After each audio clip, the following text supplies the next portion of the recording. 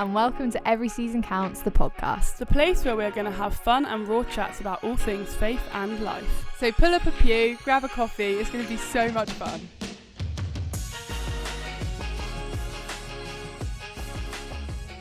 Hello guys, and welcome back to Every Season Counts, the podcast. Episode 1, baby! Oh my gosh, of this Episode series. 1 of the Officially, series. episode 1 of the series. Who's excited to be back? I flipping am. Feeling so good. I'm genuinely quite excited about this episode. I think it's going to be a good one. It's going to be a raw one. Yeah. It is. Jumping straight in the deep end, if I say so myself. Why not? The Why waterworks not do it? Maybe turned on. They really might. But it's okay. Because it's a safe place. This is going to be good.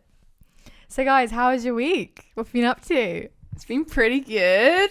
We went to a wedding on Ooh, Saturday. woohoo!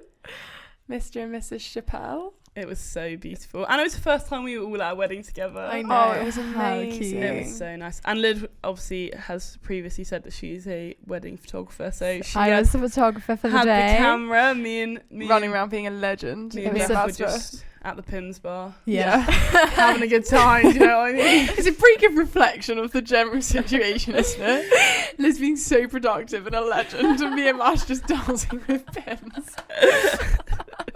that does just It's sum what us it up as is. a group. It was so fun. Fun working at a wedding when you've got so many friends around you. And the weather, It was Oh my amazing. days. literally felt like we were in Spain. It was so perfect good. It temperature. was so nice. And we nearly missed the big group photo. That was embarrassing. We had to Beth run had to literally sprint to in front of the whole wedding the They're party. not photo. even joking, and they had to run over. It Lydia was was so shouting embarrassing. Oh well, I'm so sorry, Tom and Lois. We didn't realise we were missing it. It was a beautiful day though, so thanks. Yeah, Thanks thank for you. inviting Big up. us. Big up. Big up the Chappelles. lovely couple. So, I've been praying a little bit into this subject because it's one that I have been kind of trying to understand for myself, where I stand on it. And as I was praying into how we were going to do this episode of the series, this verse just kept coming into my head, and it's a classic one. The verse is Psalm 139, and it's verse 14, and it's, I praise you because I am fearfully and wonderfully made. Your works are wonderful. I know that full well. And as I was reading it, this is a classic verse. If you're a Christian, you've heard this verse many times Especially before. women. If Yeah. you've been at any women's conference ever, It's the go-to. Always this and said. Oceans, you know. Yeah. You So know where you're at. when I was praying about it and this verse came up, I was like, really? Like, this is just like such a classic verse. Everyone's heard it before. But God really was highlighting the part that says, I know that full well. And said, Lydia, do you actually know that? And so I would love us to Knife to the heart.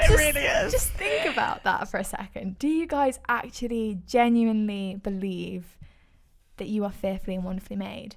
And if you don't, what journey are you going on right now to get to that point of knowing it?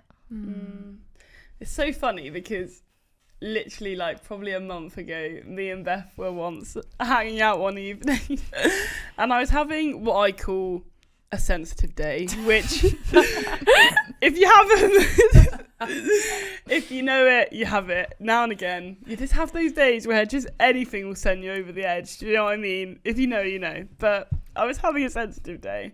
But I was hanging out with Beth and I was like, this is so fun. Like, I love it. And then I basically just suddenly started crying because that week I just had been feeling really insecure and just not. Like, I think over the last couple of years, I've really learned how to have like a sense of authority and confidence in who I am, and this day it just was not feeling like that, and so I just it was just not feeling good, and I just started crying really randomly. It was very abrupt. We were just talking. Like, it was so fun. Poor Beth, she dealt with it well. She just came and sat next to me, but like it came out of nowhere. Like when I say it came out of nowhere, it came out of nowhere. And we were just chatting and I was just saying how I felt. And I remember saying to Beth, like, about this verse, I remember saying, what does fearfully and wonderfully made even mean? And like being like, I've heard this verse, like Lydia said, again and again and again. But what does it mean? Like, what does that mean? Like, I can say it as much as I want, but like, do I know what the like nitty gritty definition of that is? And so it kind of sent me on this path of like learning what that actually meant and like what we are supposed to believe like as Christians and like speak over ourselves. So it is also a very fitting verse for myself. Yeah. So yeah. That's so good. Did you look up what fearfully and wonderfully made meant? I did actually. What did it say? Well, I was just looking because I was trying to find a screenshot of when I googled it, but I couldn't find a screenshot, so I've just re-googled it. But it was more the fearfully part that I didn't really get. And I think, yeah, based off just reading it and reading about it and a few like either blog posts or commentaries about the verse, it always comes back to the like reverence that we have of God, which is like the holy respect that we have of God, and how we should have that holy respect about God's creation of like, you are fearfully made in the way of you are made by someone who is so well respected and so highly respected, like our literal like God of the earth, like creator of the earth.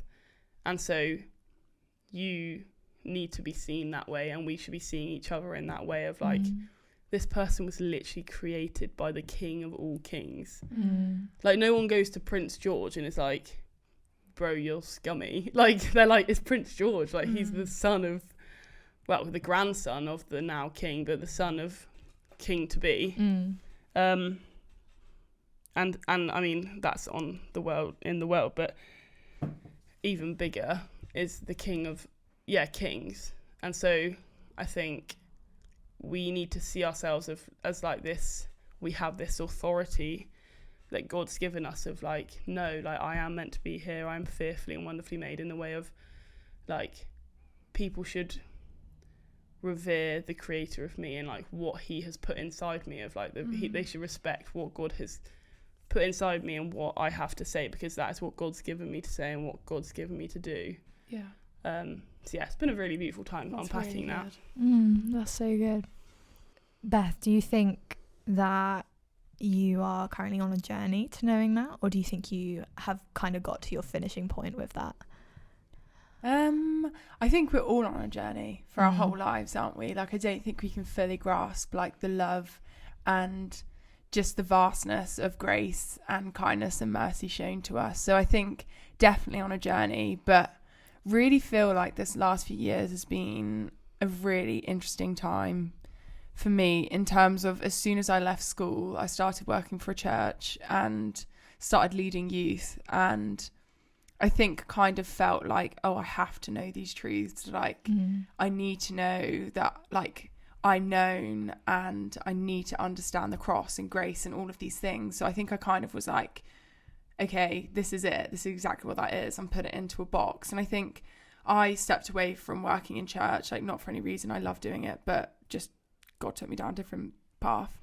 But I think since doing that, like have been able to unpack and bring out a lot of those things again, that I perhaps kind of locked away, to kind of say that I'd done what I wanted to do with them. So I think, yeah, this whole identity and this like fearfully and wonderfully made idea is kind of an interesting one for me at the moment. Like it's definitely up and down. I think like Mad says, like some days I wake up and I'm like, thank you God for like just making me who I am, and just genuinely being grateful for the things that he's put in me. Like it's a good thing to celebrate the things that God has done in your life, and like the things he's taught you and the friendships that he's brought around you and things. But I think other days I'm just like, actually I don't love that about myself, or I really wish I was more like that girl, or I carried more of that. And I think that's so normal, but also it shouldn't be normal. Like that's normal for us, but that's not normal in the kingdom. Yeah. Like when we get to heaven, there'll be no more of that. And so I think really at the moment, just trying to pray and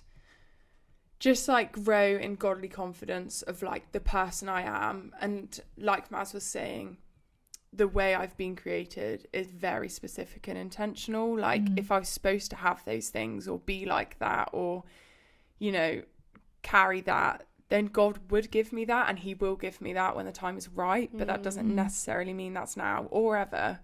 I just think it's praying to look more like Jesus, isn't it? So like, I think all we can ever do in this life until we meet him face to face is to keep growing, and whether that is like through the word or through our friendships and relationships and from our leaders, like learning more of what that looks like, and then just becoming content in that and just being like, I'm on a journey, I'm not perfect, but this is where he's taking me. I think so. Yeah, very much on a journey. Definitely don't have it figured out. Yeah. And it really depends on the day. I think that's the same with everyone though. Like I don't think there's anyone that never has a day where they question, am I good? Like, do I have the values that I think I want? But I think that's when we put our human mind to it, and it's like, actually, just as you are is exactly what you're supposed to be. Yeah. And I think it's just getting around the mindset of this comparison that we have to be a certain way to fit in or to be enough for the world, but actually, like, you're just enough exactly as you were created to be. And I think that's a journey that everyone will go on, like you say, always. But yeah, I think that's really important to think about, that just as you are right now, whether you think it or not, is exactly who you're supposed to be.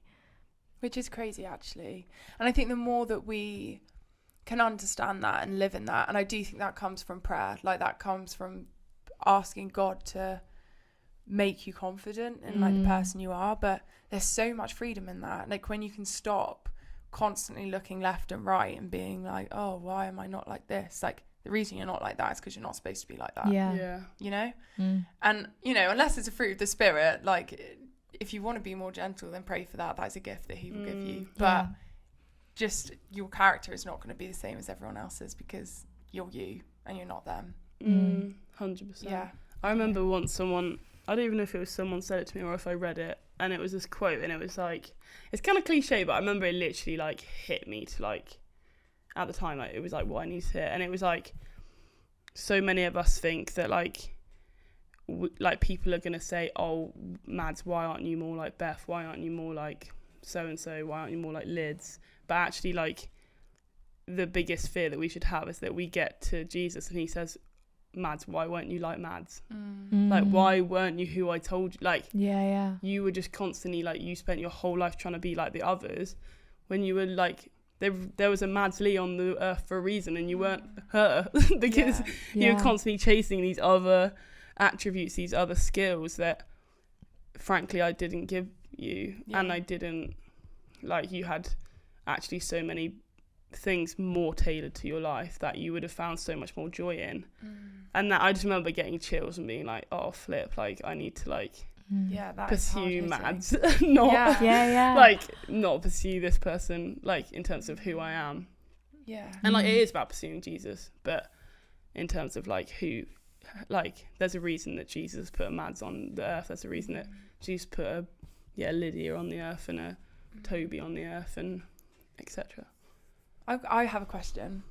Do you guys think, because I think I found in my personal life, like my places of comparison and of like, oh, I don't like I'm not up to that standard, always comes from my closest relationships, like always from my closest friends or like people who I really admire around me. And I don't know, how have you guys like journeyed that? How have you figured that out? Because I think that's something I've really had to learn. I'm not sure I really have the answer. I think it's funny because you asked that question, but like, and it's so true, but the two people who it's very much about for me is you guys. So we're going quite raw, quite deep, and quite quickly, but like, that's okay. I know that like I've had conversations before with both of you where I've been like, I'm actually just feeling really jealous of you right now, which like I actually want to say right now is very rare in friendships, and like just encourage whoever's like listening, like I think to be able to have those sorts of conversations with your friends is so important, and like to really pray and seek into those hard conversations. Like I know that for both my friendships with Lyd and for Beth, people have said to me before, like the richness of you guys' friendship is so like real and raw, and you can see it, and like why is that?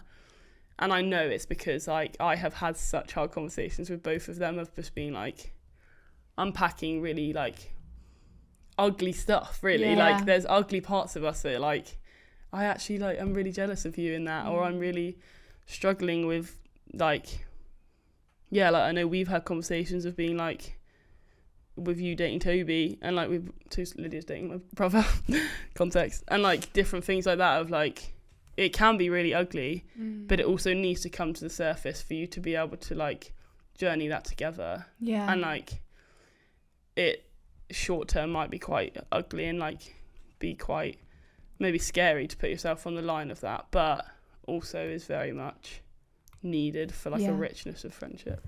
I think if you don't talk about it as well, it just builds up inside, and it almost kind of affects the way that you view your friend, because you're expecting them to kind of understand where you're at without actually communicating it to them. And it's like they don't actually know that's how you feel until you go out of your way to speak to them. So I think it's 100% like, have a conversation, even though it's going to be uncomfortable to begin with. But if they're your friend, like, they'll listen and they'll respect you and they'll want to figure out a solution with you. So true. So I think on like a self-awareness like journey of it as well is, I think in these sorts of areas where I'm like, oh, I just really want to like be like that, or I really want to look like that, or I really want to like, I'm like, I mean, for me, like, I'm quite tall. If you don't know me in real life, I'm 6 foot, so I'm quite tall for a girly. Big up tall queens. But like, I just remember sorry, that was really weird. I just remember like feeling so like I literally was, but so above everyone else, and like I just hated it. Like I just was like, oh, I just want to shrink and hide. And like, I think there's actually a lot of stuff that we suppress when we're younger, and then when we get to these ages of being like, okay, I think I want to like be better at like self-awareness, self-worth, and like really trying to unpack like why we feel the way we feel in terms of our insecurities and stuff. There's like, on my own personal journey with this, and would love to know if you guys are similar, but there's stuff that's come up that I just didn't even see as like a big deal of like being like, oh wow, like actually when that person did that when I was like 10, like even at the age of 21, I'm like, flip, so that actually really messed me up, or like that made me feel really like gross or like whatever. And I'm still having to like be super aware of my mindset within those sorts of parameters of like my height, my whatever it is. But yeah, that's so true. And I think like the thing is like all of these conversations, like they happen within a context of like really loving each other. Like when you're coming to your friend, this isn't just like some random person on the street. Like you're not just DMing Hailey Bieber and being like, hi, excuse me, I'm kind of comparing myself to you. Like this is to literally people who are closest to you. And so I think it's okay to have like an expectation of like being loved in it, even if the conversation is hard and maybe isn't really simple. Actually, this person, in my opinion, if they're your friend, should meet you in it and like should want to come to a kind of like an understanding of like how you guys can love each other well in it.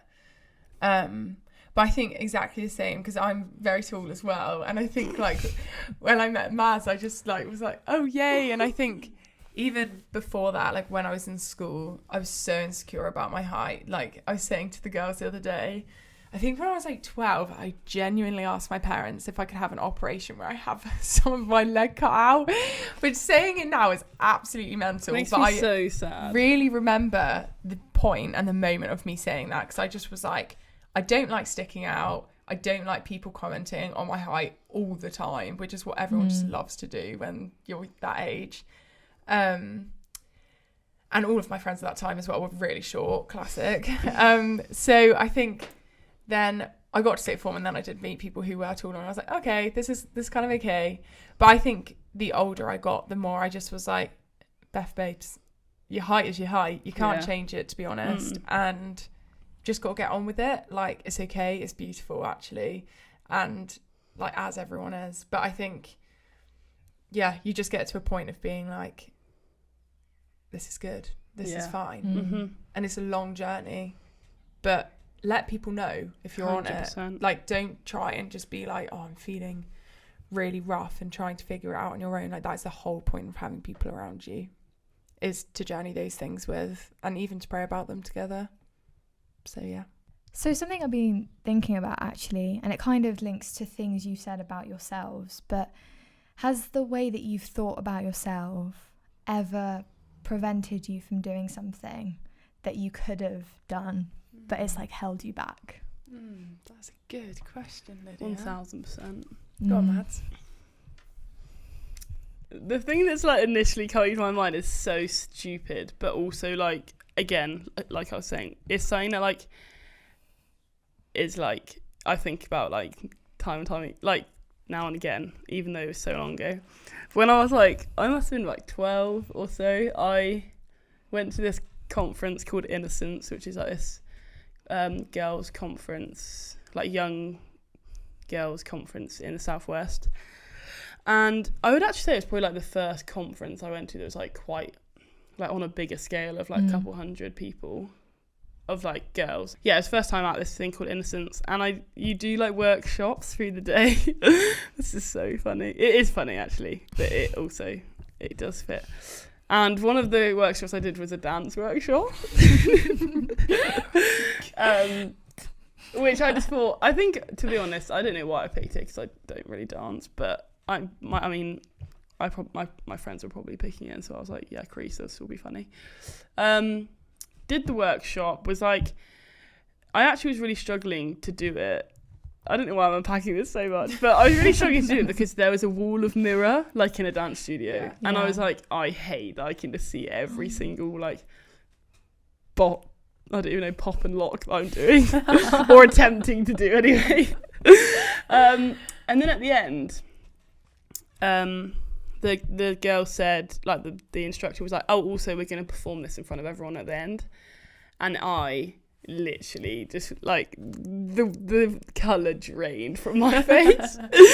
And I was stressing about it all day, and I got like really into a tiz, like really bad, like was just in the toilets crying. People were trying to find me, and they were like, where's Mads, like trying to find me, and like I just came out this blotchy mess, and I was like, I don't want to do the dance in front of like 400 girls. Like, also guys, this is actually a 10-second dance, it's not like this big choreographed routine, like it's literally like 10 moves, I don't even know, but I just got really worked up, and I was like, I really can't do this. And so I went up to the instructor and I was like, I actually can't do this. Which is really funny. This is actually a complete side note, but the instructor that I told is now my mentor. So Grace, who's my mentor, Grace, who we all know is like one of my best friends. That's really And she's funny. also my mentor, used to run a dance studio. And she was literally, which is crazy to me because she's, Anyway, I went up to her and I was like, I can't do this, I really can't. And she was like, okay, that's fine. But then watching them all do it, I was like, bro, like, I definitely could have done that. Yeah. And, like, I think it's that, it just was constantly these, like, lies in my head that I was like, I'm just going to look like the biggest clown doing this. So, I mean, I think that's quite, like, a, like, low-key funny one. But I think it has definitely stuck with me. Yeah. Even in terms of motivating me when I felt like, oh, I can't do this, I really can't. Being like, but remember how you felt when you were just watching all those girls dancing. Yeah. So that's probably what came to mind as soon as you said it. That's funny. Yeah. I think, I don't know. I think, instantly what comes to mind is kind of like over my life is probably from like taking roles of leadership. Like I think even, it's so funny, but even I remember in year 6, what's it even called? Like house captain or whatever it is. And they were like, oh guys, if you want to do it, sign up. Like, and we had to basically do like a PowerPoint to say why we should be the house captain. And I was like, oh yeah, I'd really like to do that. And then kind of like as the time went on, I was like, actually, I don't think that's for me. Like, and I kind of talked myself out of it. 1, because I didn't want to be in the limelight. And I think 2, because I just was like, oh, there's just someone better. Like, there's someone better to do it than me. And like, really just talked myself out of it. And I think even just like as I grew up and over the years, like even within like certain places now, like at church and things, I just am like, there just is someone else. And like, I just don't feel like naturally, I'm like, oh no, my character isn't really like for leading from the front, which in some circumstances is fine, and it's good to listen to the Holy Spirit because not everything is for you, just as a side note. But I think also, I think if I've seen anything, it's just held me back from doing things that I've really wanted to do. And so I think over the last couple of years of really like, if there's been something that I'm like, oh, I'm actually really passionate about that and I want to speak into that, I've tried to push myself out, even though literally I turn into a completely like sweaty red mess. Like it's not cute. But I think it's just finding those moments of being like, yeah, I'm going to push myself out in this. 100%. You know? Yeah. What do you think, Lyd? So I feel like mine isn't one specific event, but I feel like it's kind of just happened over my life. So if you guys ever meet me, when you first meet me, I'm quite like a quiet person. I'm quite reserved, and I like to just observe a situation before I like fully open up and become myself. And that's just always how I've been. I don't know why. I've just always been a little bit quieter. And I think being quieter, it's kind of stopped me from saying my opinions when I'm in a room full of people, or just because I've just automatically been seen as a quiet person. It's kind of in my head, no one's ever said it to me, but in my head I've always been like, oh, okay, they've called me quiet, so therefore I need to keep quiet. And that's just something that has happened various times throughout my life, and it's no one's fault. It's just an automatic response to, oh yeah, Lydia's the quieter one. And it's just like, okay, maybe that's who I'm supposed to be. And unintentionally being labelled as the quiet one, I think has, in some ways, did make me even quieter than I was. Because I was like, okay, this is just who I am. Because other people said it. Yeah. So I think that for me is something that's held me back, when I could have gone off and done so many more things confidently, but because I was quieter, I felt like I couldn't do that, because I don't have the big bold personality, and almost I guess felt less than or not enough because of that, having that sense of being a bit more reserved. That's probably I think we should unpack that a little bit more in terms of like, because I think this is something that I think literally everyone must go through with school, and it's one thing that sucks about school, which is when people put this lid on like who you are in the group. Oh my gosh, not even just in school, in life. In all of our friendship groups. But I think I definitely felt it in school. Because I think what's funny is I was like the opposite of Lydia, being like the super loud, gobby, like tall one who just like gave her opinion at any moment, like fought everyone, like not in like play fighting. I wasn't aggressive, but just like really was quite like would assert my dominance quite a lot. And so like then again, it's like I think it's called like self-fulfilling prophecy, where people speak something over you and then you feel like you have to fulfill that, being like I'm the quiet one, so I just have to sit in a corner, or I'm the loud one, so I've got to like shout and take the attention. And I think that is actually something that's really, really hard to firstly unlearn after like you come out of the spaces that you find that in, but also to be like, oh, actually I don't listen to the box that people put me in. I listen to what God says about me and what he wants me to do. Can you like pinpoint a moment like for both of you, because I might be wrong, but I feel like you're both like, from what you've just explained, like in quite a different place now, maybe 100%. I don't know, but if that's not true, please say. But can you pinpoint like a moment or time of when you really felt like that shift, of when you were like, actually no, it's okay to be who I am, like fully, on whatever day it is, whether I'm having a sensitive day or having the best day of my life? Do you want to go first, or do I? Do you want to go? Okay. I don't know if I can say like a set day, but I can say like the time of like season, if you will, that it was. And it was during like the COVID pandemic, of like, or at least the lockdown part, the first lockdown. And I think I think maybe I had like started dipping my toes into it slightly. So like context, I think I just turned 18 when the COVID lockdown came in. Was 18.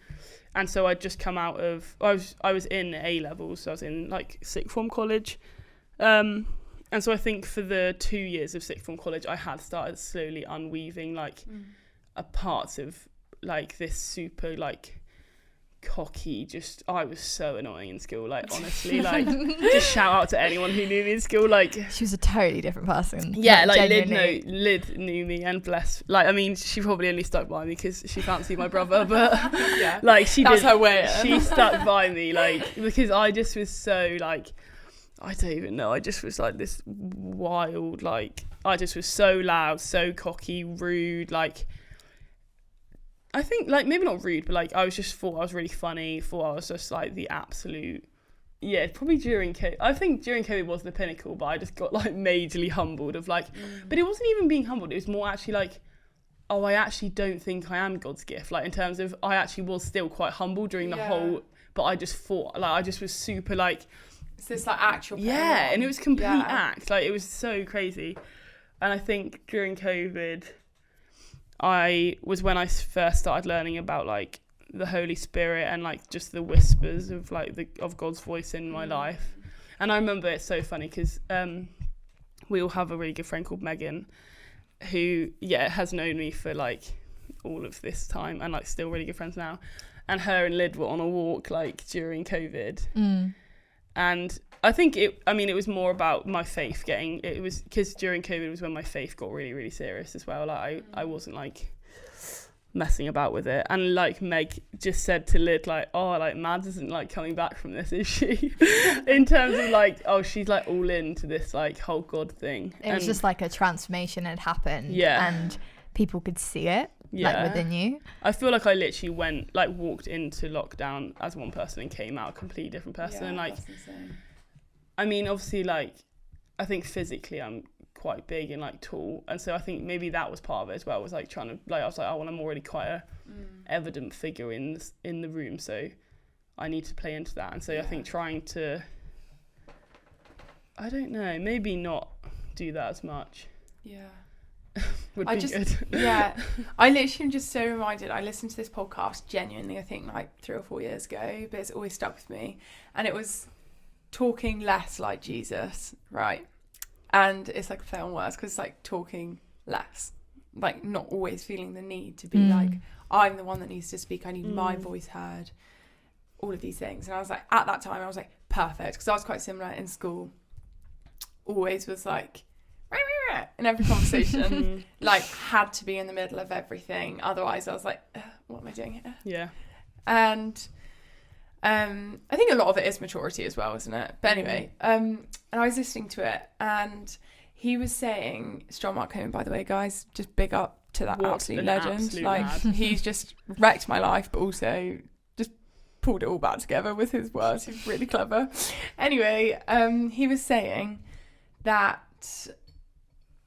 sometimes in a group, if you feel like you're about to say a comment, deliberately and intentionally choose to not say it. And first of all, giving space to people who wouldn't necessarily be the first person to pipe up in a conversation, to give them space to think and to consider what they're going to say. And second of all, if the conversation carries on, it's not an absolute necessity thing to say. Like, and I started doing it and I was like, oh gosh, like this conversation would carry on without me, and not in like I'm not even needed here, but in a way of like, not everything that comes to my mind I need to say. Like it's okay to just observe a conversation or to just let someone else speak and share their heart. Really, really flipping challenged me. Liz, what do you think? So I think going back to your like original question, I don't think there was a specific moment where I kind of was like, okay, things are going to change. But I think also mine kind of happened during COVID. Like if you're a quiet person, and you don't like socializing, COVID is like the perfect time. You're like shut in your room, it's quiet, like you don't have to chat to anyone if you don't want to. Like it was like a dream, right?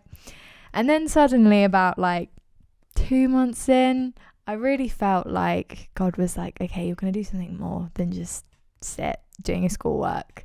And it kind of all links to Every Season Counts, to be honest. So before it became like a bigger thing, it was literally just me writing on a blog on my own, just as and when I could. And then suddenly, like, I felt God say, like, you've got to have more people, like, on the blog. Maddie was one of the first people to join that journey. And there was a bunch of other girls who literally, they changed the way that ESC was. It became just me to a multi-author platform, which was amazing. And I was like, okay, this is great.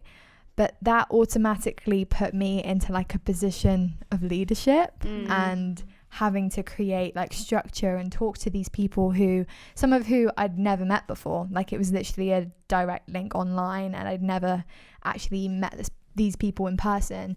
And so it was very out of my comfort zone to talk to strangers, let alone lead strangers into a place of somewhere that I felt God was calling me to go. And so God literally chucked me in the deep end and was like, you're going to use your voice. You're going to do this thing that you never thought you could do. And I think that just chucking me in the deep end was exactly what I needed. Yeah. Because I just felt like, I have to take things step by step at a time, one by one. But actually God was like, no, you're going to jump right in and you're going to be pushed out of your limits in a space of COVID when I never thought anything like that would happen.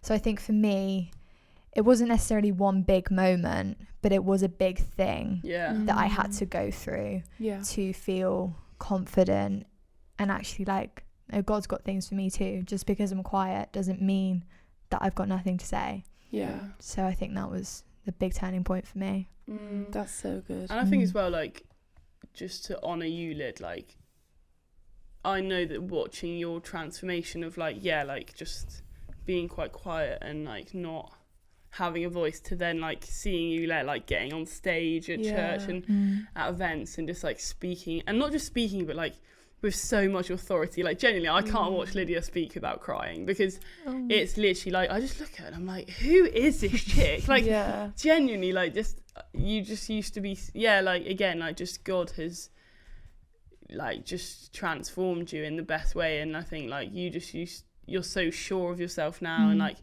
you just have this boldness that like I just would have, like 13-year-old me would have just never seen coming, like not in a bad way, but like honestly, like this, the transformation that God has like taken you through has been crazy. And even on a small level, like I just think you lead our team so well. Like I just think 100%. With such kindness and such grace and understanding, and I just think it's so cool. Even like every time we have like our meeting days, just watching like the way you take time to prepare and to share is so beautiful. Sorry, that's just made me laugh. But yes, we're very grateful for our Lyds, aren't we, Mads? We love her to bits. Oh, I love you guys. So just to finish, I think it would be really good if you guys had like any just advice, like quick little pockets of advice that someone could take away if they're struggling to love the way that God created them to be, and how to go on the journey of fully knowing that for yourself. Yeah, that's really good. I think my immediate answer, classic, is go to Jesus about it. Like reading the Bible, it's literally all over the place, like how much he loves you, the things he's done for you, the things that he's brought you from and that you're brought into. That first of all changes everything. But on like a having people around you length, I would say speak to your friends and just, it sounds weird, but ask for reassurance if you need it, and be like, what do you see in me? Like, what are my gifts? Because sometimes we need other people to call them out in us to then be like, actually, I have the confidence in that because one of my best friends has spoken that over me as well. So don't be afraid to ask people around you what they see in you that God's put there. I think I would probably second both of those that Beth has said, but also like I think on the like being rooted in scripture, I think when you read your Bible, sometimes I think day to day can feel like really like just it isn't really doing anything. Like I've definitely felt like that. But then as you like gradually build it up, like when you look back over the long term, like I think it really puts so much stuff into perspective of like Beth was saying, like what you have spoken over you, and not just spoken like literally like with your friends, but like what you're taking in, you subconsciously like see like life in so much more of a like holy and like eternal perspective of like my just worth isn't based off of what other people say, and it's based off of what Jesus says. And I think as well, like a really stupid, like not stupid, but I think a really silly thing but very powerful to me, which like when I used to feel really insecure in like my physical, like what I looked like of like height, weight, whatever, like figure, is I'd basically do my makeup naked, which is just taking a really like weird turn now.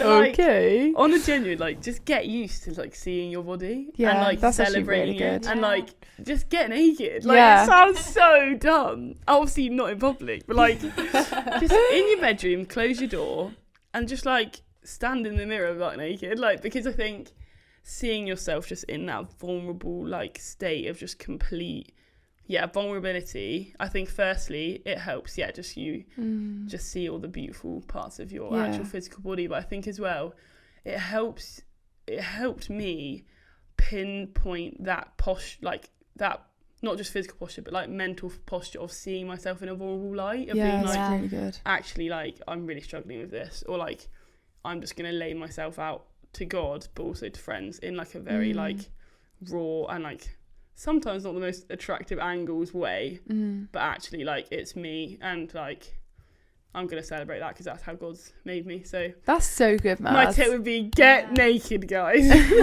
In an appropriate way. In a very appropriate private way. Yeah, but love that a lot. No, that's so good. I've never actually thought to do that, so that's an interesting we're so used to hiding it, aren't we? Like, but you don't actually see yourself naked. No, you don't. You just chuck a top on, done. Yeah. And I've never actually told anyone that I've done that before. No, so it's there cool. you go, little I think it's cool. reveal. Yeah, I love it. Yeah. I think for me, something it's kind of linked to what both of you have said already, but I think it's just so important to encourage those around you. Yeah. And call out the gold in your friends. Like 100%. celebrate your That's friends, because if you don't, they're gonna not know how you see them, and sometimes people need to know how others see them, like you said, Beth, to actually start to discover how they should feel about themselves and what is actually good about themselves. Because if they're just sat in their own headspace constantly feeling negative about themselves, they're never gonna see the positives. So I think calling out the gold in those around you is something that is really important and can make someone's day a lot more than you think it could. Just a small little comment can literally turn someone's life around. That's so I think true. I think going forward, like that's something I want to do more, and I would encourage anyone else to do that to others as well. 100%. But yeah, that's really good. We love celebrating people. Always. We do. We've had some good chats, guys. Yeah. First episode of the series. I've loved it. Done. It's been so good chatting to you both. What It's beautiful been time. really good. I I hope can't other wait. people found it interesting. Yeah. If not, we thoroughly enjoyed it. Yeah. Yeah. Even if it's just for us, it's been exactly. great fun. Even if it's for one person, it's been amazing. Yeah. 100%. And we really do pray that you get something from these podcasts, guys. And if you have questions, please just message us, because pop in. we would love to chat to you about it. Yeah. As we said in our intro episode, we'll be doing a Q&A at the end of the series, so please do send us your questions. We would love to hear your insights to what we've said. Yeah. Thanks for listening, guys. Have a great day, whatever you're doing. Yeah. See you next week. We cannot wait. See you next week. Bye.